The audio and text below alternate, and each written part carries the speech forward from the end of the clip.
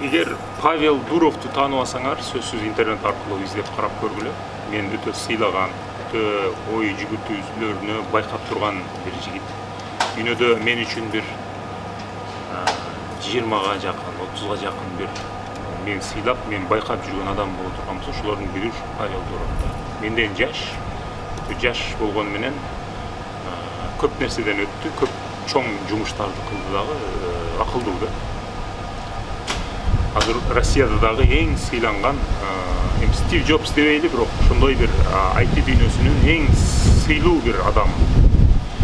Учурунда ВКонтактени курган, бирок ВКонтактени мамлекет анын колунан алып койгон, себеби ВКонтактенин ичинде 100 миллиондогон орус жараны болгондугу үчүн мамлекет аны ошолордун жеке жашоосунда эмне болуп атканын, кимдер менен эмне кылып жазышып аткандыгын билгиси келген дагы Дуровдун колунан тартып алып койгон.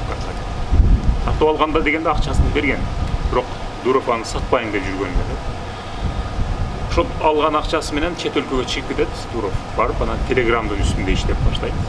Азыр Телеграмды дүйнөнүн экинчи эң чоң мессенджери кылып койду. Ошол Телеграм аркылуу Павел Дуровду издеп, ошол жерден байкап жүрсөңөр болот.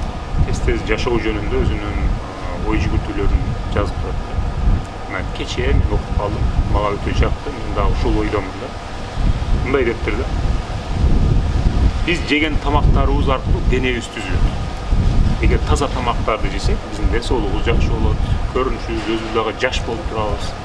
Тамакка жараша мына дене түзүлөт да баардык. Тамак менен суу. Ошондой эле биздин мээбиз дагы ошол маалымат аркылуу түзүлөт.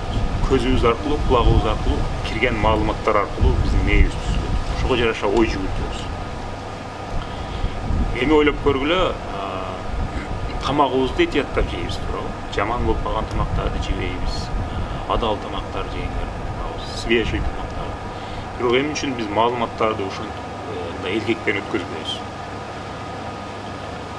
Азыр мына байкап көргүлө, маршруткага чыккыла же көчөдө отурган телефондорду карап отургандарды көрсөңөр, көбүнчө мындай бир жакшы бир нерселерди окуп аткан болбойт. Алар TikTok'ду ачып алып, Instagram'ды ачып алып, YouTube'ду ачып алып, бир көңүл ачуучу, жеңил-желпи нерселерди көрүп отурган болот. Ошондой нерселер мээге кире берсе эмне болот? Мээ ошого жараша түзүлөт. Мээ бул кандай иштейт? Мээ ошол алынган маалыматтарды алат дагы, анан биз уктап аткан учурда же жөн эле эс алып турган учурда ошол маалыматтарды иштейт, обработка кылат. Анан ошонун үстүнө бир нерселер түзүлөт. Эгер силер жалаң TikTok менен мээңер толтуруп койсоңор, ошол TikTokко жараша мээ түзүлөт.